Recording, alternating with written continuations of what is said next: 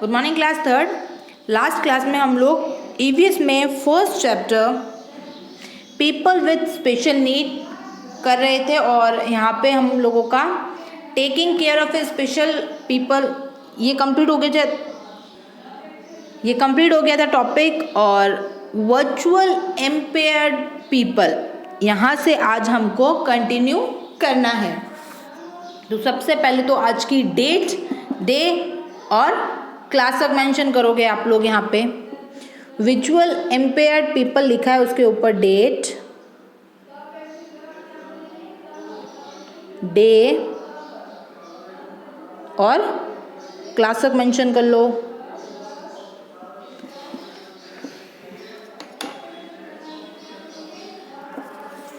Do it fast. कल मैंने आपको होमवर्क दिया था कि आपको ये चैप्टर 2 टाइम्स घर पे, 2 या 3 टाइम्स घर पे ये रीड करना था कि ये चैप्टर आपको समझ में आ जाए। तो आई होप आप लोगों ने इस चैप्टर को रीड किया है, आपका कोई डाउट्स नहीं हो इन चैप्टर में जहाँ तक हमने पढ़ा है। फिर भी मैं एक बार रिपीट कर देती हूँ।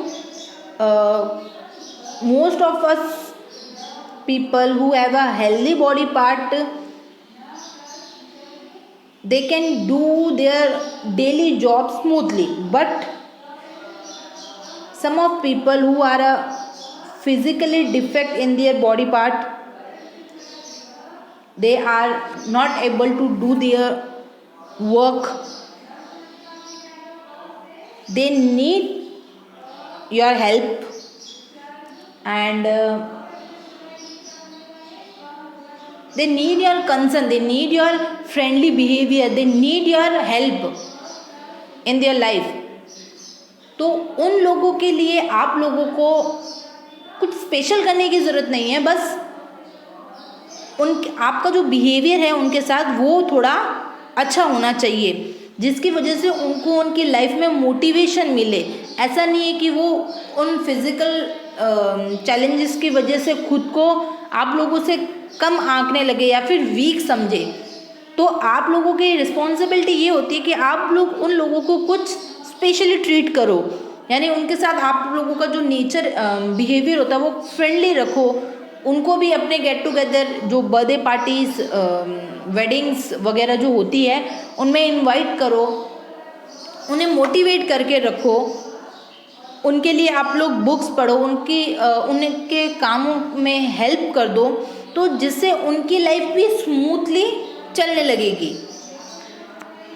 और taking care of a special peoples में हमने ये पढ़ा था कि हम लोग उन लोगों की किस तरीके से हेल्प कर सकते हैं। You know, we can behave, we must be polite with them, we don't tease them, we can invite with our get together parties, birthday parties, picnic etc. We should motivate them.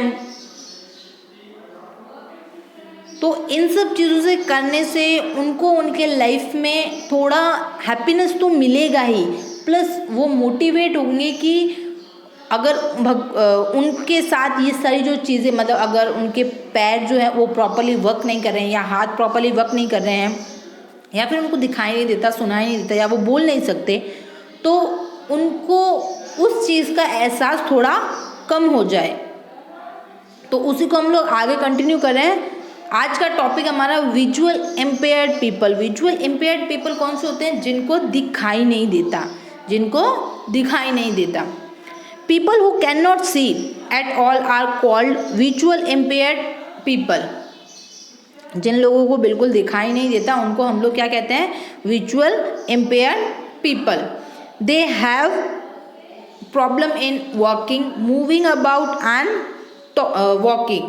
तो walking, अब ऐसे जो लोग होते हैं जिनको दिखाई नहीं देता, तो ये हम लोग एक्सपेक्ट कर सकते हैं जब उनको दिखाई नहीं दे रहा तो उनको चलने में भी प्रॉब्लम आ रही होगी, उनको उनके काम करने में भी प्रॉब्लम आ रही होगी, वो खुद का काम भी नहीं कर पाएंगे। अब जब देख ही नहीं सकते तो काम कैसे कर सकते हैं? अगर मैं आपकी आंखों पे एक पट्टी बांध दूं और आपको बोलूं कि आपको इस रूम से उस रूम में जाना है, तो आप 10 जगह टक्कर खाते हुए चलोगे। क्यों? क्योंकि आप जब आंखों पे पट्टी बंधी, कुछ दिखाई नहीं दे रहा, तो हम लोग काम कैसे कर सकते? लेकिन उनकी लाइफ ही ऐसी हो गई है तो ऐसे लोगों को हमें टीज करने की बजाय उनकी हेल्प करनी चाहिए। They can not read and write, वो लिख नहीं सकते और पढ़ भी नहीं सकते। To overcome this problem they use a stick to move and know the hurdle in their way. तो ऐसे लोग जिनको दिखाई नहीं देता, वो मोस्टली आपने देखा होगा उनके हाथों में एक स्टिक यानी एक लाठी होती है। उस लाठी की वजह से वो जो रास्ते में आने वाले हर्डल्स यानी जो प्रॉब्लम्स होती है ना, उनको वो से टच करके देखते हैं, उनको वो ऐसे टच करके देखते हैं कि रास्ते में कोई प्रॉब्लम्स है, मुझे उसे साइड से निकलना है या फिर उसे वहाँ पे रास्ते में कोई प्रॉब्लम नहीं है, मुझे सीधा सीधा निकलना है। तो उस स्टिक की हेल्प की वजह से वो आगे पीछे चलने में उनको थोड़ा आराम मिलता है।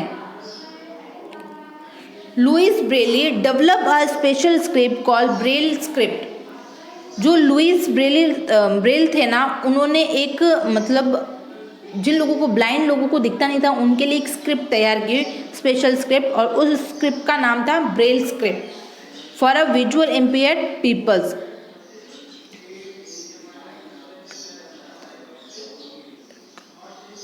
Ironically, he himself was visually impaired.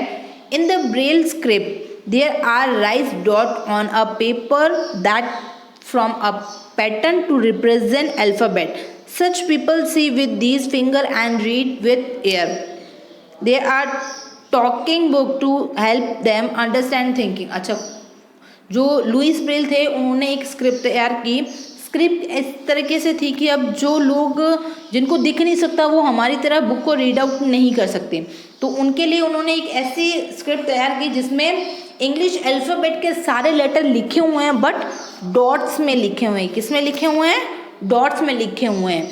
तो जो वो डॉट्स वाली जो बुक उन्होंने बनाई, जो स्क्रिप्ट बनाई, उसको टच करके, मतलब उसको छू के, और जब जो टीचर उनको वो ब्रेल स्क्रिप्ट पढ़ा रहा था, जब वो फर्स्ट लेटर को टच करते हैं तो वो उसमें काउंट करते हैं कि उसमें कितनी सारी डॉट्स हैं, और वो टीचर बोलता था कि ये ए फॉर एप्पल है, तो अगर ए फॉर एप्पल में फॉर एग्जांपल मानो 5 डॉट्स हैं, तो वो अलग अलग स्टेज में किस अकॉर्डिंग वो प्रिंट आउट हो रखे हैं, तो वो उनको छूते थे, और जो टीचर होता था वो बोलता था, उस हिसाब से वो उस चीज़ को माइंड में डालते थे। तो इस हिसाब से उनकी वो स्क्रिप्ट को पढ़ा जाता था, और इसको हम लोग, इस स्क्रिप्ट को क्या कहते हैं?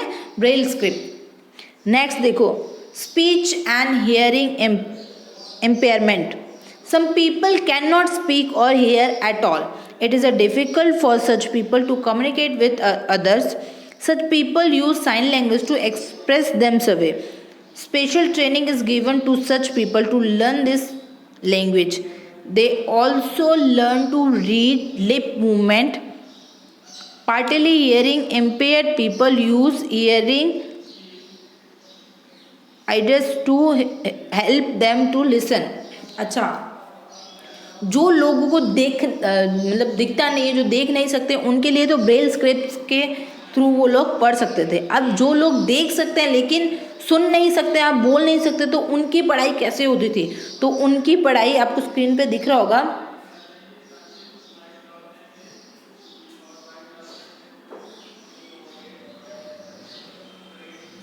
Sign language. ये देखो, ये इंग्लिश अल्फ़ाबेट के 26 लेटर हैं जिनको हाथों के इशारों से एक्सप्रेस किया गया है। इनको पढ़ के वो अपनी बात जो है वो दूसरों के सामने रखते हैं। इनको ये जो यहाँ पे जो हैंड्स के मूवमेंट्स दे रखे हैं, इनको बोलते हैं साइन लैंग्वेज। ऐसे कह के वो अपनी बात दूसरों को बता सकते हैं, एक्सप्रेस कर सकते हैं। तो जो लोग बोल नहीं सकते, जो बोल नहीं सकते और जो सुन नहीं सकते, वो साइन लैंग्वेज का यूज़ करते हैं।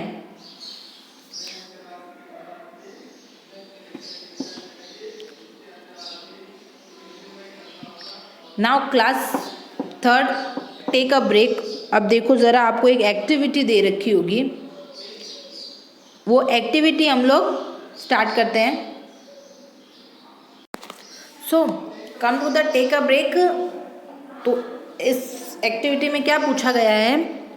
These are some special doctor specialist doctor which organ are the associate with. आपको कुछ डॉक्टर की स्पेशलिटी यहाँ पे लिखी हुई है, तो आपको ये पढ़ना है और आपको बताना है कि ये कौन से डॉक्टर इस चीज़ की नॉलेज रखते हैं, या फिर कौन से ये जो डॉक्टर्स के नेम, जो स्पेशलिस्ट के नेम लिखे हुए हैं, ये कौन से ऑर्गन को ट्रीट करते हैं। तो फर्स्ट देखो, फर्स्ट लिखा है ऑप्थेमोलॉजिस्ट, यानी आँखों का डॉक्टर।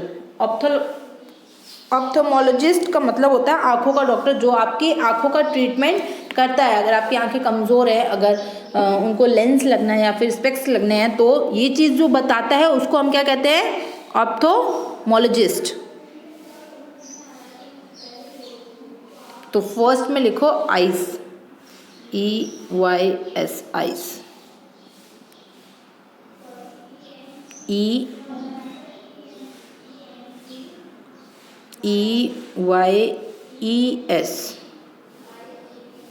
मैं यहाँ लिख रही हूँ, आप नीचे यहाँ पे लिख देना, EYES, आइस, EYES, आइस। आँखों के डॉक्टर को हम लोग क्या कहते हैं, ऑप्थेमोलॉजिस्ट।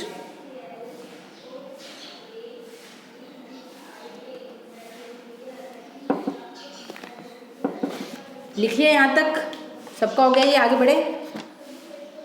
नेक्स्ट पढ़ो कार्डियोलॉजिस्ट।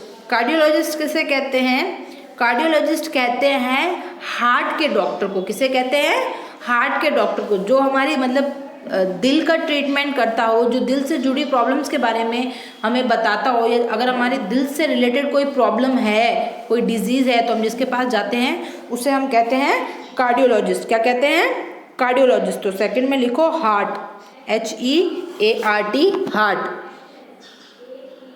H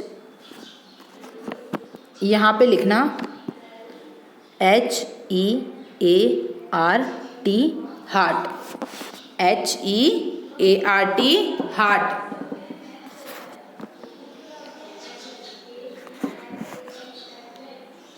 फर्स्ट, यहाँ पे फर्स्ट में लिखो आइस, EYES, आइस। सेकंड में लिखोगे हार्ट, HEART, हार्ट।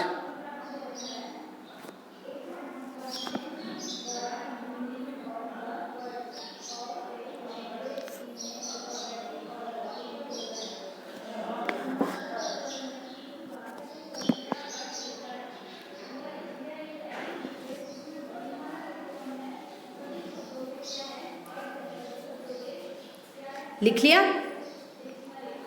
थर्ड देखो ज़रा, थर्ड है न्यूरोलॉजिस्ट। न्यूरोलॉजिस्ट का मतलब होता है जो आपके ब्रेन का इलाज जो करता है, यानी जो ब्रेन का ट्रीटमेंट करता है, उस डॉक्टर को हम लोग कहते हैं न्यूरोलॉजिस्ट। तो लिखो, थर्ड में लिखोगे ब्रेन,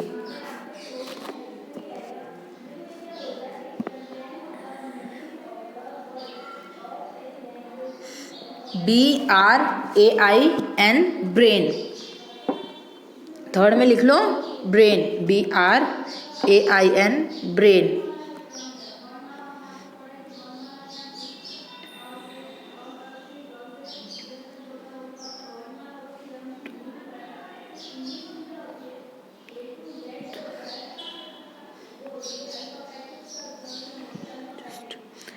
एप्थेल्मोलॉजिस्ट जो होता है वो हमारा आइज़ का डॉक्टर होता है। कार्डियोलॉजिस्ट जो होता है वो हार्ट का डॉक्टर होता है, और न्यूरोलॉजिस्ट जो होता है वो ब्रेन का डॉक्टर होता है। यहाँ तक सबका कंप्लीट हो गया। फोर्थ देखो ज़रा, डर्मेटोलॉजिस्ट जो होते हैं वो होते हैं आपकी स्किन के डॉक्टर। यानी अगर किसी को स्किन रिलेटेड कोई प्रॉब्लम होती है तो वो जिस डॉक्टर के पास जाता है उसको बोलते हैं डर्मेटोलॉजिस्ट। तो फोर्थ में लिखो आप स्किन, SKIN, स्किन। डर्मेटोलॉजिस्ट जो होते हैं वो स्किन के डॉक्टर होते हैं।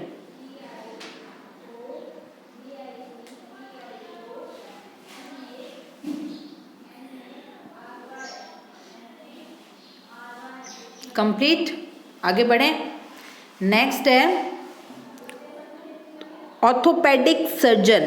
ऑर्थोपेडिक सर्जन जो होते हैं उनको हम लोग जो बोन्स के डॉक्टर्स होते हैं, यानी जो आपकी हड्डियों की जांच, हड्डियों से रिलेटेड अगर हमें कोई प्रॉब्लम्स होती हैं बोन से रिलेटेड, तो हम जिस डॉक्टर के पास जाते हैं उसको बोलते हैं ऑर्थोपेडिक सर्जन। क्या कहते हैं? Orthopaedic surgeon.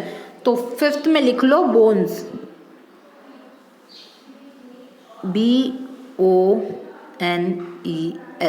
Bones, BONES। Orthopaedic surgeon का मतलब होता है हड्डियों का डॉक्टर। क्या होता है? हड्डियों का डॉक्टर।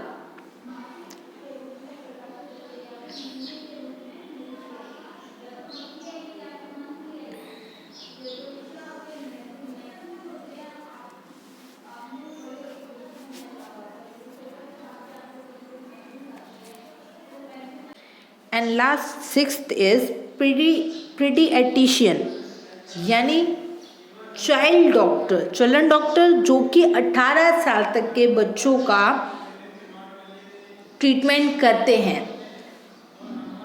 पीडियाट्रिशियन वो डॉक्टर होता है जो चिल्ड्रन डॉक्टर, बच्चों का डॉक्टर तो उसे कहते हैं, लेकिन only for the 18 years children, मतलब 18 साल से कम उम्र के, 18 साल या 18 साल के कम उम्र के जो बच्चे होते हैं उनके जो डॉक्टर होते हैं, उनके जो स्पेशलिस्ट होते हैं, उनको हम लोग पीडियाट्रिशियंस कहते हैं। तो लास्ट में लिख लो children doctor.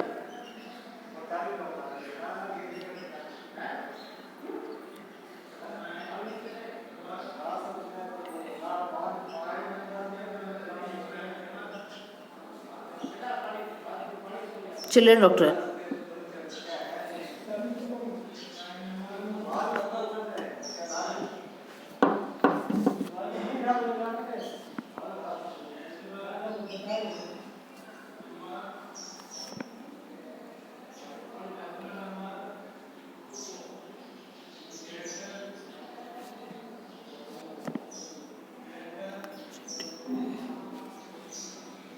Children doctor, paediatrician होता है चिल्ड्रन डॉक्टर, जो बच्चों के डॉक्टर होते हैं, स्पेशलिस्ट होते हैं, उनको हम लोग पीडियाट्रिशियंस कहते हैं।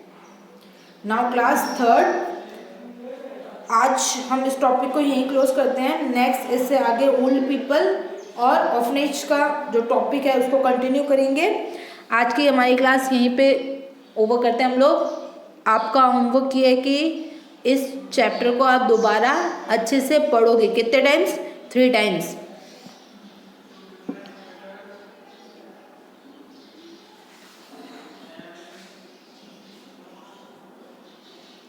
होमवर्क है आपका,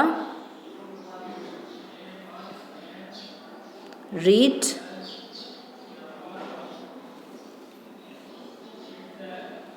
टू times this chapter। ये आपका होमवर्क लिख दिया है मैंने साइड में। जितना पढ़ाया है उसी वहाँ तक, यानी जो कल पढ़ाया था उस टॉपिक को भी और आज जो पढ़ाया है इस टॉपिक को भी कितने टाइम्स पढ़ना है आपको? 2 टाइम्स। कितने टाइम्स पढ़ना है? 2 टाइम्स। तो आज की क्लास हम लोग यहीं ओवर करते हैं। Thank you and have a nice day.